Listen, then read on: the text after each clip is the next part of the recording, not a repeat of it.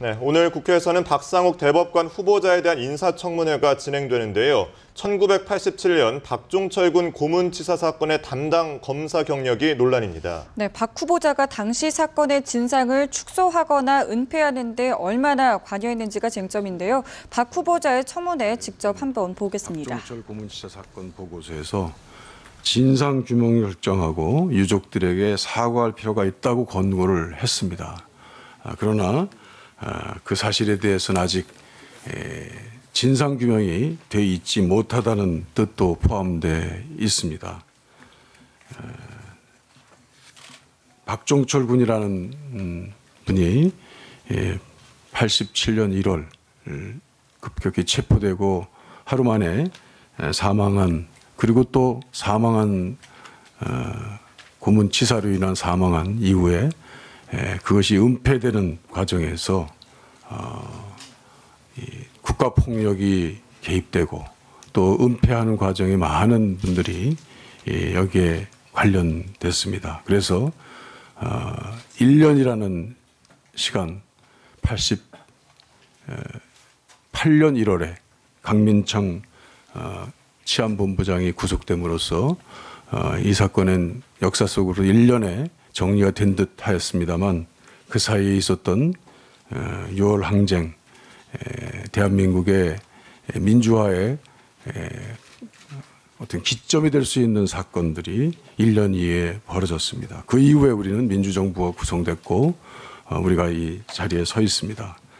안타깝게도 우리 공직 후보자께서는 그 거대한 1년의 사건 아래 수사검사로서 봉직하신 적이 있고, 그 점이 진실과 화해를 위한 화해위원회에서도 아직 진상규명이 돼 있지 못하다는 그런 판단이 지금 이 자리까지 이어지고 있다고 생각됩니다. 그것이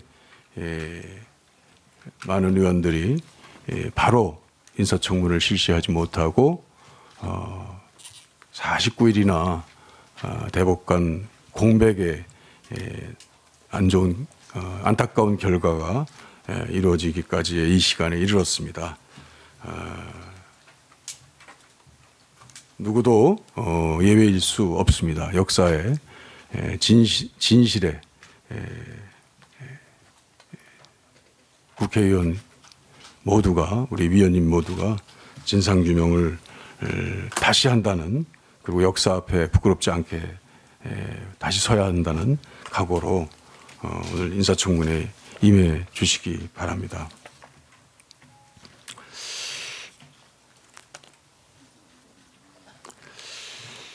오늘 이 자리에出席하신 공직 후보자께서도 한 말씀 드리고자 합니다.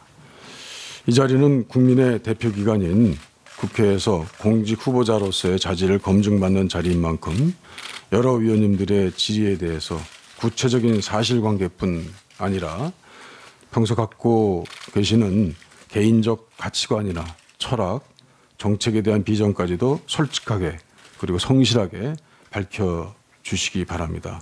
그래서 오늘 인사청문회가 충실하게 운영될 수 있도록 적극 협조해 주시기를 당부드립니다.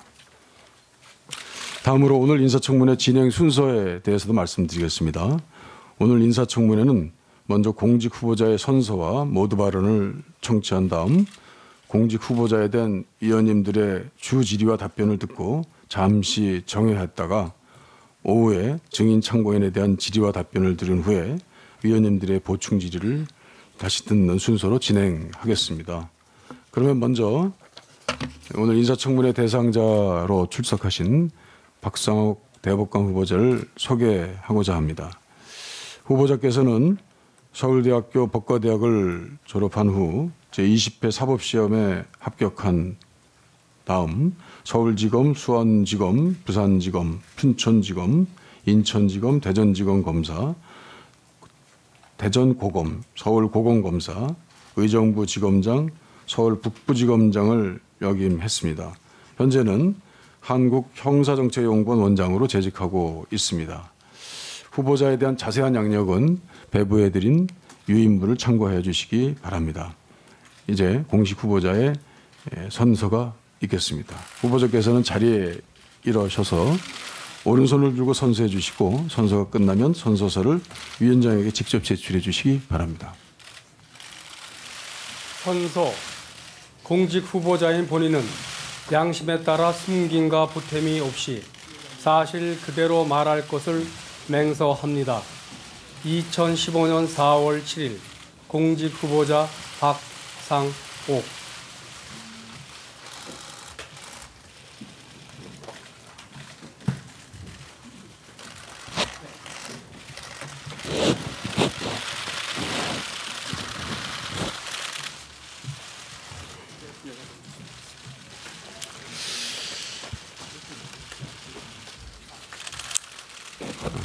다음 후보자께서 발언대로 나오셔서 인사해 주시고 이어서 10분 이내에 모두 발언을 해 주시기 바랍니다.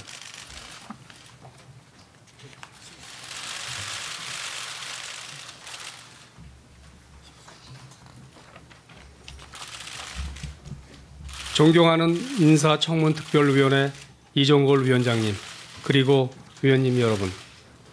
여러 면에서 부족한 제가 오늘 대법관 임명 동의안 심사를 위한 국회 인사청문회에 출석하여 위원님들을 모시고 공직자의 자세와 처신에 관하여 지도와 편달을 받고 저희 지나온 삶과 평소 소신을 말씀드릴 수 있는 기회가 주어진 것을 큰 영광으로 생각합니다. 아울러 저에 대한 인사청문회를 준비하기 위하여 바쁘신 가운데서도 노고를 아끼지 않으신 위원장님과 위원님들께 진심으로 감사드립니다.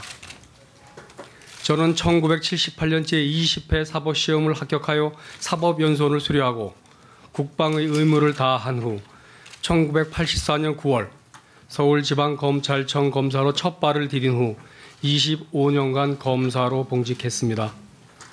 검사로 재직하는 동안 저는 범죄로부터 국민을 보호하고 법치주의를 확립하는 것이 검사의 사명이라는 마음가짐으로 저에게 맡겨진 사건을 공정하게 처리하기 위해 노력하였습니다. 때로는 힘없는 사회적 약자가 고통받는 것에 안타까움을 느끼고 해결 방법을 강구하기도 하고 때로는 사회의 부조리와 부정부패를 목격하고 이를 척결하기 위해 혼신의 힘을 다하기도 하였습니다. 대검찰청 검찰연구관으로 근무하는 동안 변호인이 접견 교통권을 전면적으로 보장하는 방안을 마련해 시행토록 하고 검찰청을 찾는 민원인들이 검사로부터 직접 상담을 받을 수 있는 민원 담당 검사제를 도입하는 등 수사 과정에서의 인권 침해를 줄이고 검찰의 문턱을 낮추기 위해 노력하였습니다. 그리고 특별히 부패 척결 문제에 깊은 관심을 가지고 미국, 일본, 체코, 중국 등 세계 각국에서 개최되는 반부패 국제회의에 참석하고 또 저 스스로 준비사무국장을 맡아 반부패 분야의 양대 국제회의인 제3차 반부패 세계포럼과 제11차 반부패 국제회의를 성공적으로 치러내기도 하였습니다. 검찰을 떠나 변호사가 된 후에도 법제처 법령해석심의위원회 위원으로 활동하는 등 법률을 연구하고 공부하는 자세를 버리지 않기 위해 노력하였습니다.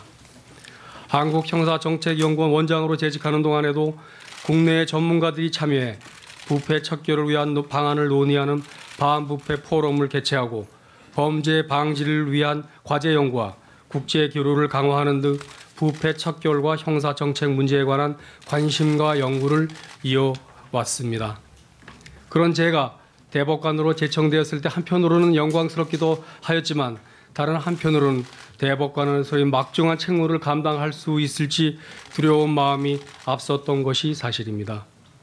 그렇지만 검사, 변호사, 법관이 법률가로서 법치주의를 실현함에 큰 역할의 차이가 없다고 생각되고 제가 그동안 쌓아온 법률적 식견과 경험을 쏟아부어 국민의 신뢰를 받는 사법부가 되는데 미력 하나마 힘을 더해야겠습니다. 네, 박상옥 대법관 후보자에 대한 인사청문회 현장 함께 보셨습니다.